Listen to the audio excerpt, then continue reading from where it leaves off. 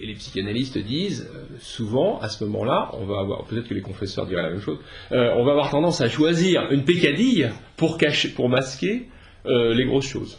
Donc il choisit une peccadille, en l'occurrence le vol de poire, pour ne pas avoir à raconter bien d'autres méfaits qu'il aurait à raconter sans doute.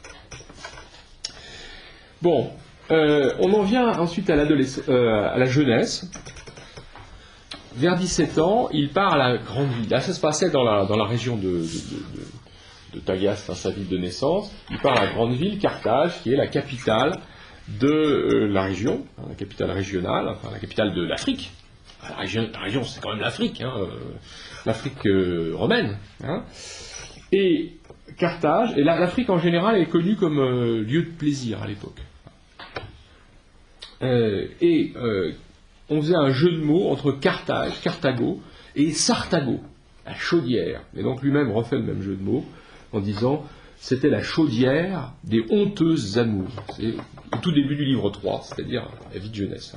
Donc il mène une joyeuse vie d'étudiant, en étant quand même ambitieux de savoir, mais savoir et plaisir peuvent rimer, peuvent aller de pair. Et on sait aussi, et là il y a quand même un rôle un peu entre les lignes, on arrive à lire qu'il y a une responsabilité de la mère. Monique, sa mère, ne voulait pas qu'il se marie trop tôt pour ne pas faire obstacle à sa carrière. Il le dit ailleurs, en 2, 3, 8. Et donc, à Carthage, qu'est-ce qu'il découvre? Bien sûr, l'apprentissage du métier d'orateur, mais aussi les plaisirs de l'amour et les plaisirs du théâtre. Augustin dit « Je n'aimais pas encore, mais j'aimais à aimer, et par une indigence secrète, je m'en voulais de n'être pas encore assez indigent. » Donc vous voyez, une phrase tout à fait superbe et subtile en même temps. Il était à la recherche de l'amour, donc dans un amour sans objet, qui se complaît en lui-même, il j'aimait à aimer, mais qui n'avait pas d'objet véritable. Or, cela, ça creuse un manque, mais ce manque lui-même ne lui suffisait pas. Il était encore indigent de ne pas manquer suffisamment. Parce que ce n'était pas le vrai manque, qui serait le manque infini de l'amour. Donc en fait, il se reproche de n'avoir pas... Dans cet amour-là, il ne désirait pas assez. Il se contentait de trop peu. Et donc il se plongeait de plus en plus dans l'inassouvissement, bien sûr. Bon, il y a d'autres passages. Je feignais d'avoir fait ce que je n'avais pas fait, pour n'être pas jugé d'autant plus méprisable que j'étais plus innocent, et tenu d'autant plus vil que j'étais plus chaste. Bon, vous voyez la nécessité de paraître aux yeux du groupe, d'en avoir fait plus que ce qu'il avait réellement fait. L'adolescent dissipé et machiste désole sa mère. Elle lui demande au moins une chose, c'est de ne pas commettre d'adultère. Bon, il peut faire tout ce qu'il veut, mais il y a des limites. Au moins, on ne fait pas ça avec une femme mariée. Bon, on ne sait pas si... Alors, on suppose qu'il l'a fait d'ailleurs. Qu'il a respecté au moins ce conseil. Mais quand même, il dit, ces conseils sonnaient, c'était texte 6, ces conseils sonnaient à mes oreilles comme paroles de femme, en tenir compte m'eût fait rougir. Vous voyez le machiste, le jeune macho. Bon, ensuite, autre plaisir. Il avoue avoir même dragué dans les églises. Bon. Il s'en repent. Je vous rassure. Bon, il s'interroge aussi sur un autre point, c'est la fascination du spectacle. Le spectacle, pour lui à l'époque, c'est le théâtre. Pour d'autres plus tard, ce sera le cirque. Alors bon, le théâtre, pourquoi trouve-t-on du plaisir à compatir devant la souffrance de quelqu'un, alors qu'on ne voudrait pas subir cette souffrance soi-même? Il y a quelque chose d'étrange, vous voyez, c'est la curiosité morbide qu'on peut... Ce ne sont que des drames. Alors, ce qui est compliqué, c'est qu'on ne sait pas trop ce qu'il entendait par théâtre. Est-ce que c'était uniquement des œuvres classiques? Dans ce cas-là, tout va bien. Mais il faut savoir que le théâtre, il y avait jusqu'à, dans un certain nombre de cas, des scènes d'amour explicites. Bon, il y avait vraiment toute une gamme. C'est justement pour ça que les comédiens ont ensuite été exclus de l'Église, parce que ça s'apparentait souvent au spectacle pornographique. Bon. Donc, il dit pas, et là on n'a pas de détails assez précis pour savoir jusqu'à quel degré ça allait. Il y a aussi les jeux du cirque. Alors là, c'est plus tard, c'est quand il est allé à Milan. Là, on assistait à des jeux du cirque qui étaient évidemment à la fois fascinants et terrifiants. Enfin, bon, et c'est la même ambivalence, quoi. Mais texte 7, je ne vous le relis pas, mais enfin, comment se fait-il qu'on veuille souffrir sans souffrir, quoi. L'étrangeté du théâtre. Alors, il y a une forme noble. Le théâtre, c'est aussi la purgation des passions. Le théâtre classique, bon, si on ne représente pas justement l'horreur, mais si on la suggère, ça peut servir à la purification, à la purgation des passions. Finalement, il prend très jeune une concubine. À l'époque, je vous rappelle, il a 17-18 ans. On ne sait pas le nom de sa concubine. Il aura un fils qui s'appelle Adéodat, ce qui veut dire Dieu donné, don de Dieu. Et il en sera très fier. Il en fera son interlocuteur dans un dialogue, le De Magistro, et il dira, alors, comme il a bien répondu, etc. Et, enfin, visiblement, c'est un enfant doué. Alors, il faut savoir que c'était une pratique courante à l'époque de prendre une concubine, parce que les alliances matrimoniales supposaient qu'on était déjà riche et établi. Alors là, il n'était pas encore riche et établi, il était encore étudiant, donc il ne pouvait pas. On peut supposer qu'elle était chrétienne, parce qu'elle a choisi un nom chrétien. Dieu donné. Adéodat. Bon, Augustin excelle à la rhétorique. Mais il va faire trois grandes rencontres qui vont l'orienter vers la conversion. Ce sont des rencontres qui sont à la fois religieuses et philosophiques. Philosophique d'abord, c'est la lecture de Cicéron, un traité qui s'appelle l'Hortensius. C'est un traité qu'on a perdu, il ne nous a pas été transmis, sauf par des citations d'Augustin, justement. L'Hortensius, c'était un traité d'exhortation à la philosophie. On en redonnera, je vous en redonnerai des textes la prochaine fois. L'Hortensius, lui, apprend une chose, c'est que la vraie vie, ça n'est pas la rhétorique. La rhétorique, c'est des paroles. La rhétorique, c'est l'art de bien parler, l'art de persuader, l'art de convaincre. Donc c'est utile quand on est homme politique, c'est utile quand on est avocat, etc. Mais, comment dire, les belles paroles ne suffisent pas. Ce qu'il faut, c'est orienter sa vie vers la vérité, c'est-à-dire la sagesse. Donc, il découvre l'amour de la sagesse, grâce à l'Hortensius de Cicéron. Cicéron qui était à la fois rhéteur et philosophe. Donc, justement, il a trouvé quelqu'un qui l'a introduit à la philosophie à partir de son expérience d'éloquence en même temps. Et ça l'a vraiment enflammé, passionné pour la philosophie. Il devient passionné de philo. Alors, il y a des choses qui l'intéressent dans l'Hortensius, c'est que Cicéron présente la philosophie au-delà des écoles philosophiques, au-delà des sectes. Il y a une vérité qui va au-delà des différentes sectes. Donc ça le passionne, ça éveille en lui la passion pour la vérité, au-delà des belles paroles. Il passe de la rhétorique à la philosophie. Première découverte. Deuxième découverte, c'est le manichéisme. Dans la ligne de l'Hortensius, de Cicéron, Augustin cherche une sagesse qui soit en même temps une voie de salut. Donc, vous voyez, la philosophie, c'est l'amour de la sagesse. Et donc, Augustin prend la chose au sérieux. Il faut parvenir à la sagesse. Mais quelle est la vraie sagesse? Donc il va chercher des sagesses. Et il cherche les sagesses religieuses. Et lui-même dit qu'il était déçu de ne pas trouver dans l'Hortensius le nom de Jésus.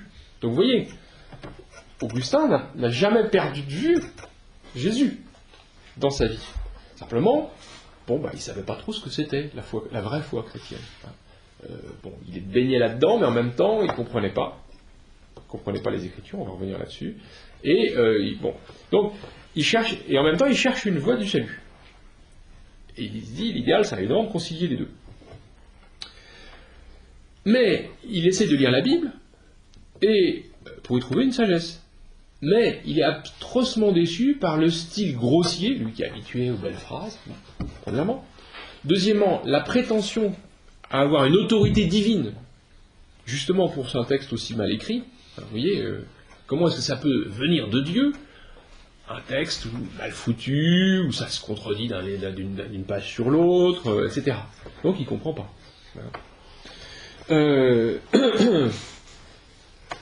Il est déçu, et il se tourne vers d'autres solutions. Alors, lui-même donne une explication, c'est le texte 8, hein. Je me suis appliqué à ces écritures, mais elles m'ont paru indignes d'entrer en comparaison avec la dignité cicéronienne. C'est que mon enflure refusait leur modestie, et que la pointe de mon esprit n'en pénétrait pas l'intérieur. Pourtant, elles étaient faites pour grandir avec les petits, mais moi, dédaigneusement, je refusais d'être petit, et gonflé de morgue, je me voyais grand.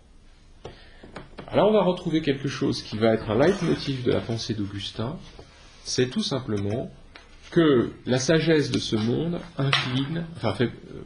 oriente vers l'orgueil. Les sages de ce monde visent évidemment la grandeur, la dignité, l'orgueil. Ils veulent être les grands dans ce monde.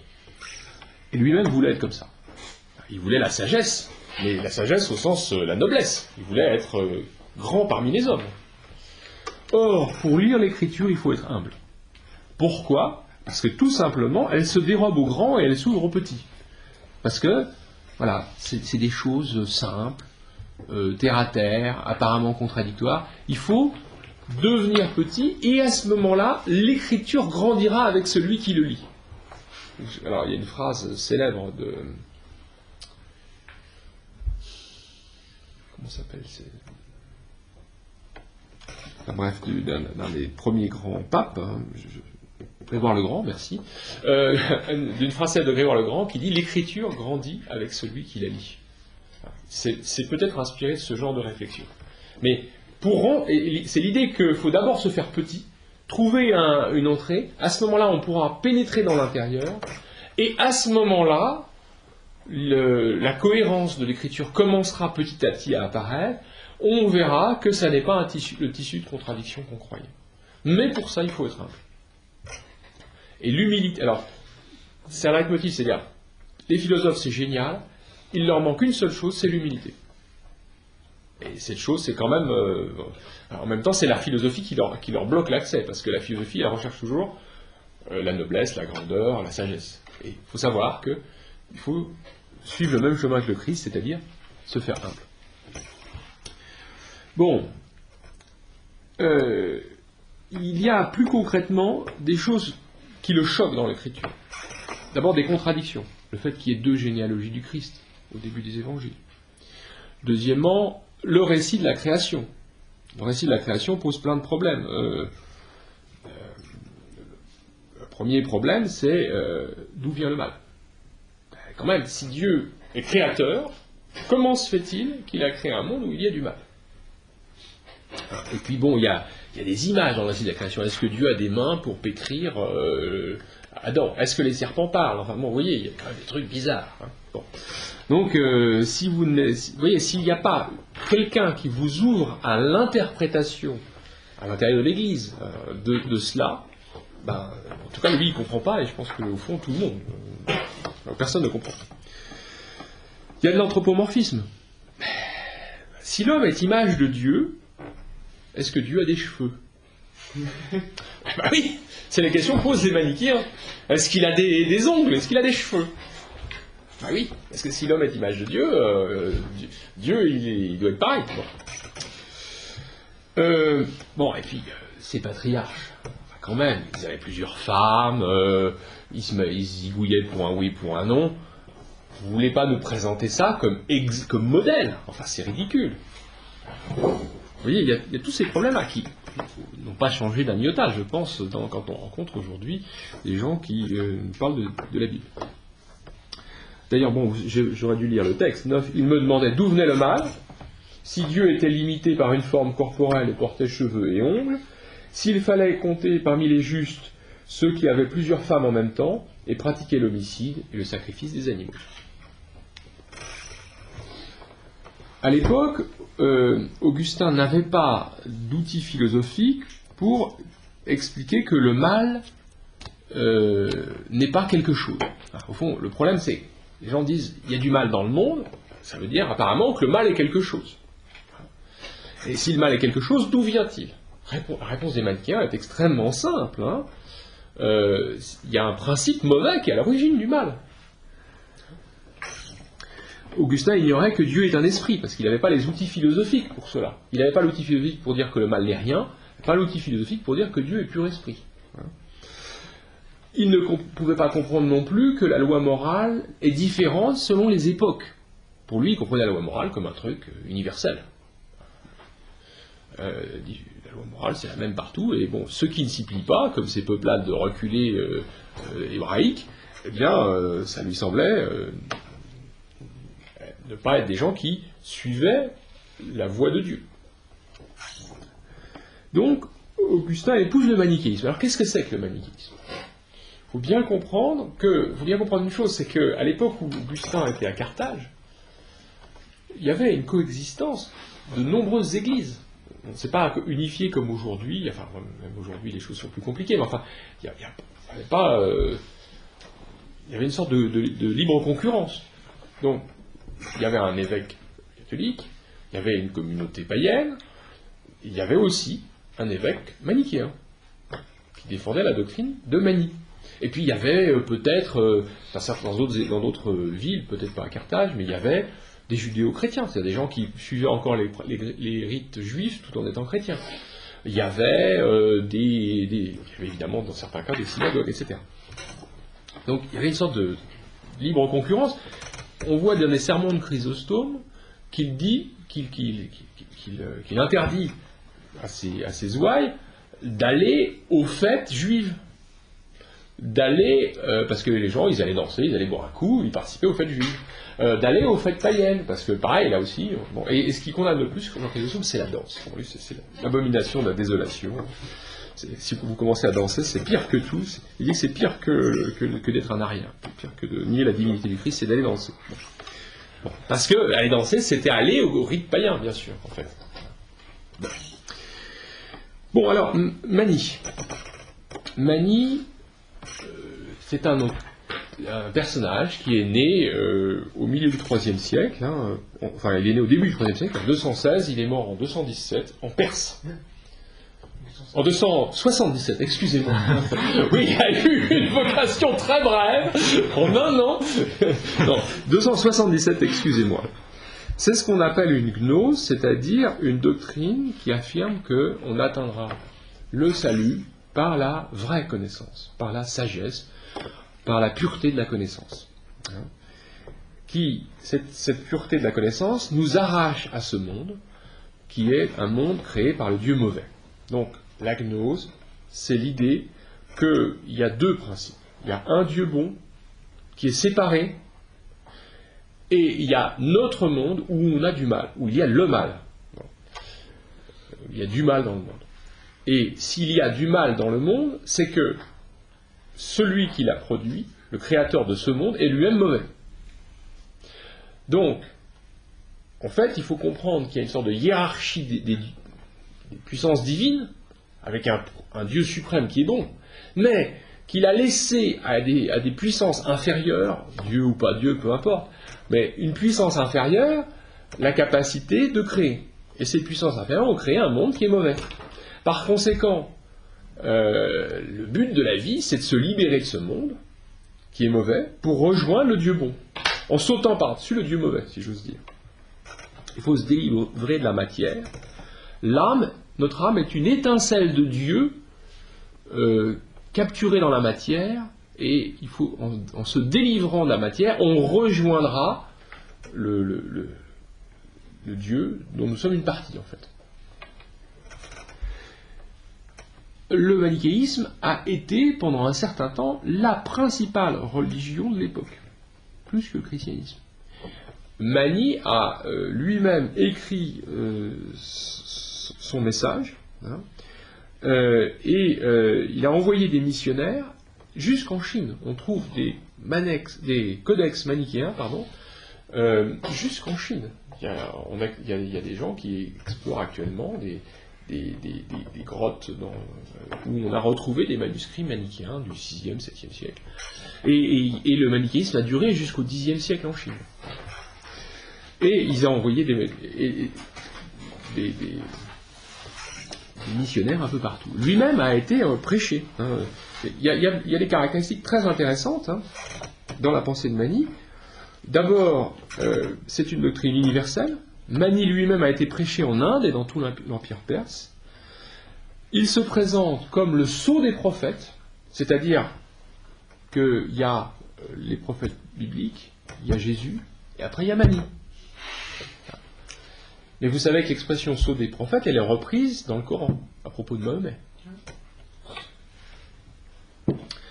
C'est une vision un peu syncrétiste, c'est-à-dire on est au-delà du paganisme et du christianisme, hein.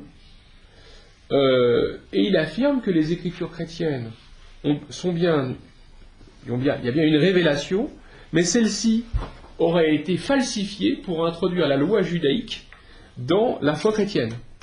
Pourquoi la loi judaïque? Parce que c'est pas assez universel. Le judaïsme, ça particularise. Et lui veut une doctrine, une sagesse universelle.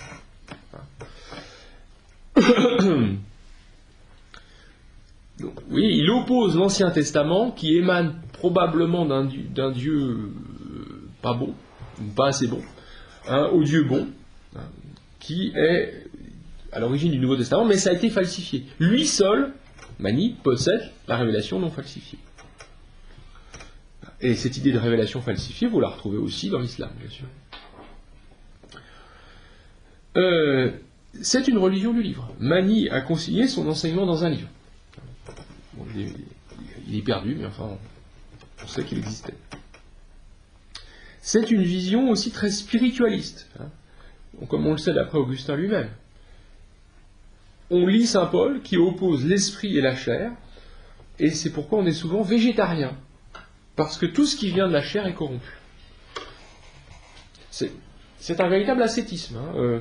Il y a 3 sceaux selon Mani. Le sceau de la bouche, c'est-à-dire qu'il ne faut pas mentir naturellement, mais jamais prononcer de serment. On prend à la lettre l'interdiction de proférer des serments. Le sceau de la main, on ne doit pas commettre de meurtre, évidemment, mais pas tuer d'animaux. Donc on ne mange pas de viande, ni même détruire de végétaux. Vous voyez, c'est l'écologie New Age. Troisièmement, le sceau du sein. Le sein, yen, c'est-à-dire le sein maternel. Hein. Il ne faut pas propager l'espèce humaine. Parce que c'est le mal.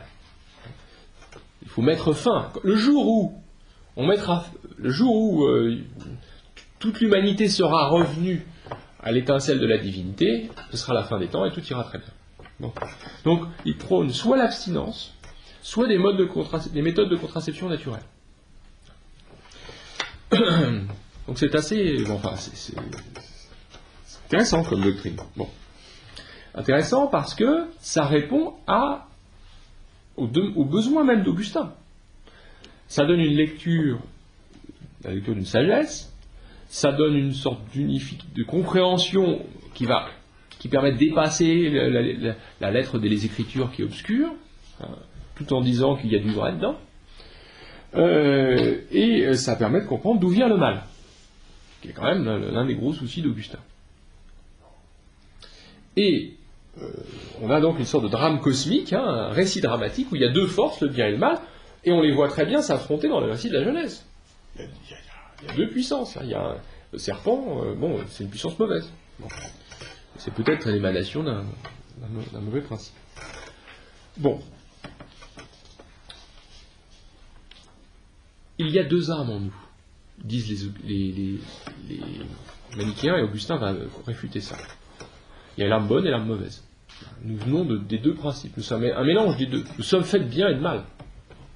Mais Augustin répondra au moment du traité sur le libre arbitre, c'est pas que nous avons une nature bonne et une nature mauvaise. Notre nature est bonne.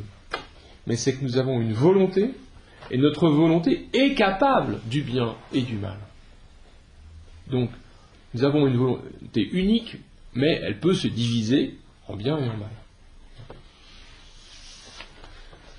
C'est pas notre nature qui est divisée, c'est notre volonté. Notre nature, elle est unifiée.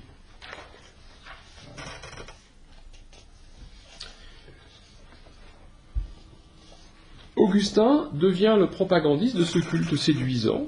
Il organise des débats dans les rues de Carthage, et il ridiculise les chrétiens et il en convertit d'autres. Il fait des adeptes, et notamment parmi ses élèves. Donc il en enseigne visiblement plus que la rhétorique à ce moment-là. Mais sa mère, du coup, refuse de le recevoir. Elle est fâchée. Cependant, petit à petit, le système ne le satisfait plus.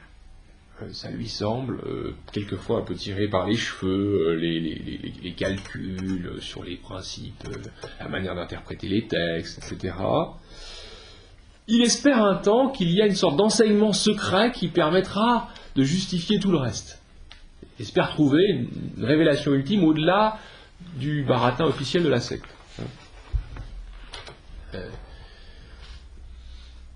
Et puis, il fait l'expérience de la souffrance d'un ami, la souffrance, c'est-à-dire la mort d'un ami. Ça l'écarte d'un système aussi abstrait, parce qu'il se rend compte que finalement, le Dieu manichéen ne peut pas le consoler. Il est étranger à l'histoire humaine, se tourner vers lui ne sert à rien. Et puis, il rencontre le grand évêque manichéen, Faust de Milève, et il est très déçu. Il découvre que Faust, il n'a pas le niveau, en fait. Non. Bon, par exemple, Faust, il n'arrête pas de faire des tas de trucs, des tas de discours sur les astres, le ciel, les puissances, le fait que l'âme va voyager d'astre en astre pour rejoindre, etc. Bon, puis il lui fait quelques petites remarques d'astronomie, Augustin, sur la manière dont les étoiles s'emboîtent les unes dans les autres, et là il s'aperçoit que il ne connaît rien en réalité. Il est nul en astronomie. Bon. Alors, un type qui prétend savoir comment les arbres vont voyager au milieu des astres, mais qui ne sait pas l'astronomie, ça l'inquiète. Donc, il commence à se dire, il y a du mou dans la corde à nœud. Faust est quand même quelqu'un de très honnête. C'est pas des charlatans, ce sont des gens convaincus eux-mêmes. C'est que il avoue, dans la discussion avec Augustin, il avoue qu'il n'a pas la réponse à certaines de ces questions. C'est pas... c'est plus compliqué qu'on ne croit. Bon, mais pendant un certain temps, Augustin joue sur les deux tableaux. Il ne dit pas qu'il n'est pas convaincu par le manichéisme pour garder ses élèves. C'est un truc un peu compliqué. Bon. Enfin, de l'intérieur, il s'en détache. Bon. Je vois que le temps passe et que je ne vais pas faire un tiers de ce que j'avais prévu.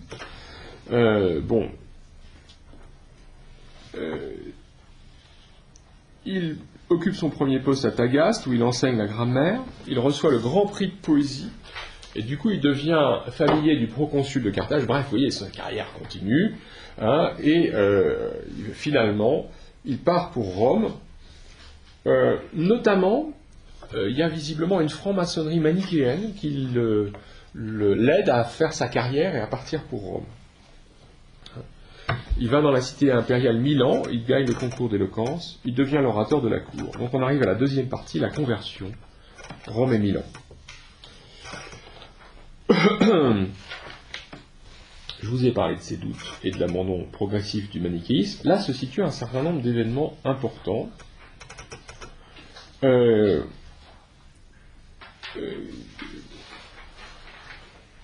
Vous voyez, Augustin, vous voyez la complexité des réseaux. Augustin, la qualité d'éloquence d'Augustin plaît au préfet Symaque, texte 12. Alors, qui est le préfet Symaque ? Le préfet Symaque, c'est un cousin de saint Ambroise, enfin qui n'est pas encore saint, d'Ambroise, et c'est quelqu'un qui avait protesté pour qu'on maintienne la statue de la victoire dans l'enceinte du Sénat, donc c'est un païen. Donc Augustin, par des réseaux manichéens, est introduit, grâce à un païen, à la cour de l'empereur chrétien. Vous voyez, le monde était complexe, il y avait plusieurs tendances, quoi, à la fois religieuses et politiques. À ce moment-là, il devient sceptique, c'est-à-dire qu'il croit qu'il n'y a pas de vérité. Il abandonne le manichéisme, il devient sceptique. Il ne croit plus rien. Mais ça ne dure pas, parce qu'il rencontre le christianisme. Les livres platoniciens, excusez-moi, pas encore le christianisme, les livres platoniciens. On reviendra là-dessus, mais là je vais vite exprès. C'est-à-dire probablement des extraits d'un néoplatonicien qui s'appelle Plotin, et qui est un philosophe qui répond à un certain nombre de questions que posaient les manichéens. Qu'est-ce que dit Plotin? Il dit d'abord que tout vient d'un principe unique, divin, qu'il n'y a pas de contre-principe. Donc il n'y a pas le principe du bien contre le principe du mal. L'univers n'est pas le résultat d'un combat entre deux dieux. Si Dieu est Dieu, il est... il est immuable, et rien ne peut l'atteindre. Donc il n'y a pas de combat. Il n'a pas à mener un combat pour être celui qu'il est. Il n'a pas à mener un combat contre le principe du mal pour être Dieu. Il a gagné d'avance, par ce qu'il est. Il est le bien par excellence, dit aussi Plotin. Donc ça répond au problème du mal. Deuxièmement, Plotin insiste sur le fait que l'intelligence, l'intellect humain, est spirituel. Et donc, si on applique l'idée de l'âme image de Dieu, on va s'apercevoir que c'est une âme spirituelle qui est l'image d'un Dieu spirituel, et donc il n'y a plus de problème de l'anthropomorphisme. La question ne se pose pas de savoir si Dieu a des cheveux ou pas.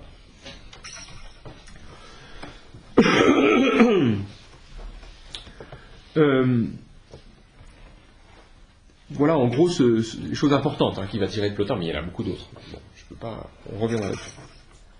La deuxième découverte, c'est la rencontre d'Ambroise, évêque de Milan. Au début, il faut bien se rendre compte que c'était une rencontre de loin, parce qu'Ambroise était quelqu'un de débordé. C'était très difficile de le rencontrer. Mais Augustin y va par rivalité d'orateurs, parce qu'Ambroise était un excellent orateur, et Augustin, naturellement, aussi. Augustin était probablement le meilleur, puisqu'il était chargé de faire le panégyrique de l'empereur. Donc c'était, par le système des concours de l'époque, on faisait que c'était le meilleur. Premier à l'ENA. Bon. C'était le Giscard de l'époque. Enfin bon. Face à lui, il y avait quelqu'un, on lui dit, c'est un extraordinaire orateur. Il va écouter, pour piquer des trucs, pour voir comment il fait, pour voir s'il peut s'améliorer lui-même. Et puis petit à petit, en même temps que la musique des paroles, il y a le contenu qui rentre. Et il se dit, c'est pas con, ce que disent les chrétiens. Et il trouve vraiment une vérité nouvelle qui saisit Augustin, et ce qui le saisit notamment, c'est que l'écriture prend sens. Ce texte qui lui semblait obscur, plein de contradictions, rude, vulgaire, etc., Ambroise réussit à lui donner un sens cohérent, spirituel. En fait, ce qui a sauvé Augustin, et ce qui peut sauver, je pense, peut-être même toute lecture de l'Écriture sainte, c'est le fait de s'ouvrir à un sens spirituel. C'est-à-dire, à partir du sens spirituel, le texte s'unifie. Le texte dépasse ses contradictions apparentes, ses obscurités, etc. Et par là, il aperçoit la cohérence d'une doctrine. Le christianisme, ce n'est pas aussi incohérent qu'on le croyait. Les Écritures, ce n'est pas aussi un tel tissu de contradiction. Texte 13, je commence au milieu. Toutefois, les paroles que j'aimais amenaient à mon esprit les choses elles-mêmes dont j'étais insouciant. Elles étaient inséparables, et mon cœur ne pouvait s'ouvrir à l'éloquence sans que la vérité y entrât de compagnie, par degrés néanmoins.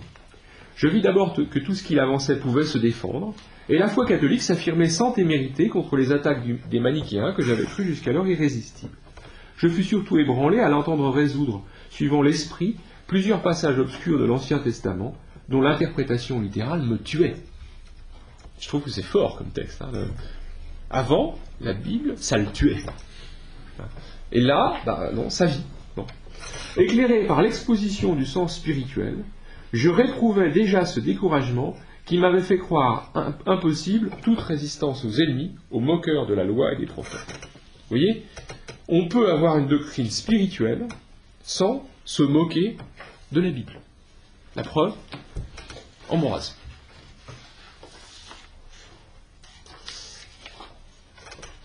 Augustin quitte la secte des manichéens et il commence à placer certains philosophes au-dessus d'elle.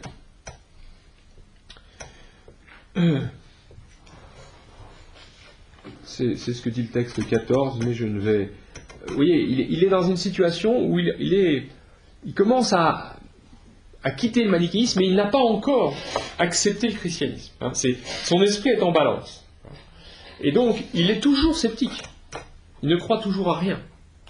Mais, justement, il est davantage sceptique à l'égard du manichéisme. Il n'y croit plus.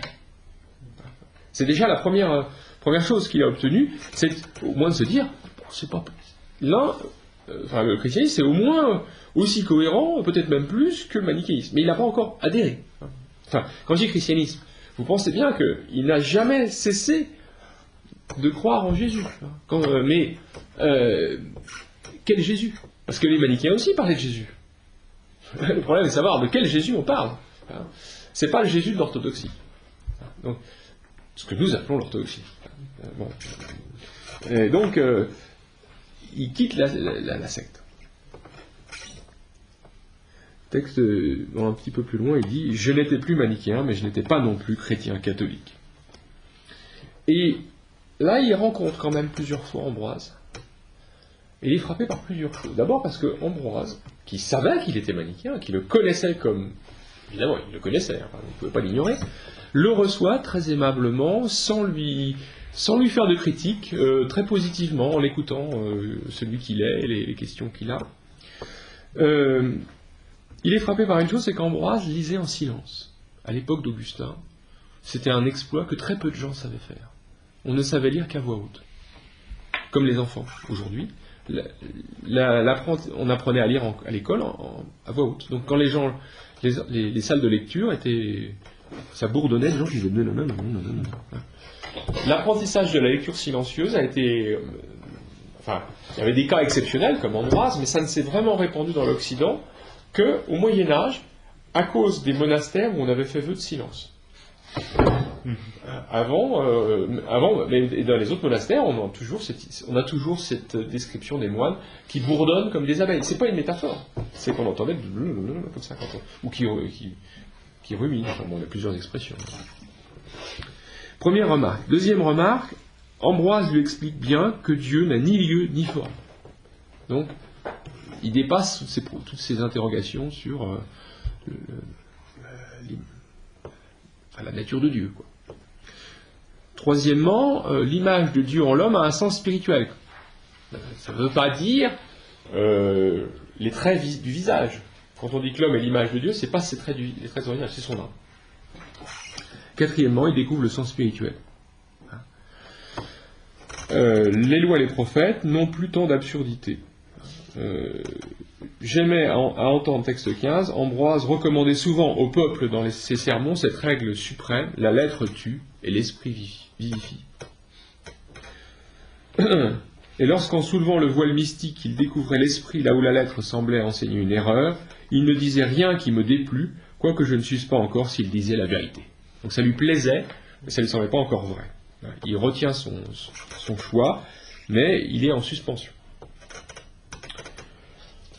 Alors, le moment suivant, c'est vraiment la conversion la conversion au service de l'Église.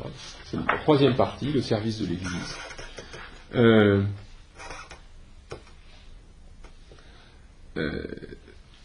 Augustin rejette toujours sur la personnalité du Christ. Il l'imaginait comme un homme d'une grande sagesse qui avait mangé et bu avec ses disciples, mais il n'avait aucune idée du mystère du Verbe fait chair. Et c'est un intellectuel chrétien, simplicien, qui lui a présenté le prologue de l'évangile de Jean. Ça, c'est un point très important qu'on oublie. On ne disposait pas de manière courante de ce qu'on appelle une Bible. Les gens avaient, l'un, un livre des psaumes, l'autre, le traité de la Genèse, le troisième, l'évangile de Jean, etc., etc. Donc, Augustin n'avait probablement, on ne sait pas à quoi il avait accès quand il disait l'Ancien Testament, mais il n'avait pas accès à un Ancien Testament complet. C'était des livres, et les livres pouvaient circuler séparément, alors on pouvait les mettre ensemble, mais bon. Donc il découvre le prologue de l'évangile de Jean. Il découvre que le Christ est à la fois le Verbe, la parole de Dieu en Dieu, et la parole faite chair. C'est-à-dire, il découvre l'homme Christ, l'homme Jésus-Christ comme médiateur. Ce qui lui a manqué, ce qu'il découvrait par un bout, en fait, il y a eu une sorte de convergence. D'un côté, les Écritures qui lui montraient, qui se concentraient sur la personne du Christ, homme d'abord, et finalement, c'était pas si absurde que ça, grâce à l'exégèse d'Ambroise.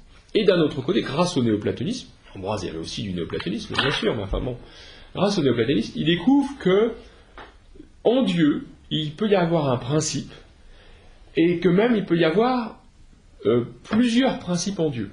Parce que les néoplatoniciens avaient une doctrine philosophique de la Trinité, c'est-à-dire qu'il pouvait y avoir trois principes qui restaient divins, il y avait un seul Dieu, enfin un seul principe divin, mais en trois figures. Et la deuxième figure, qui était clairement analysée par les philosophes, il l'appelait le logos, c'est-à-dire le Verbe, comme dans l'évangile, dans le prologue de l'évangile de Jean. Et donc la rencontre des deux, réflexion néoplatonicienne d'un côté sur le Verbe divin, et de l'autre, les Écritures sur Jésus, ça a donné cette thèse. Oui, Jésus est le Fils de Dieu, l'unique médiateur entre Dieu et les hommes. Or ça, c'est ce qui manquait à la fois aux néoplatoniciens, de dire que le Verbe pouvait se faire chair, et ce qui manquait aux manichéens, de se dire qu'il pouvait y avoir, que Jésus pouvait être le principe divin fait homme. Voilà. Donc là, arrive la conversion,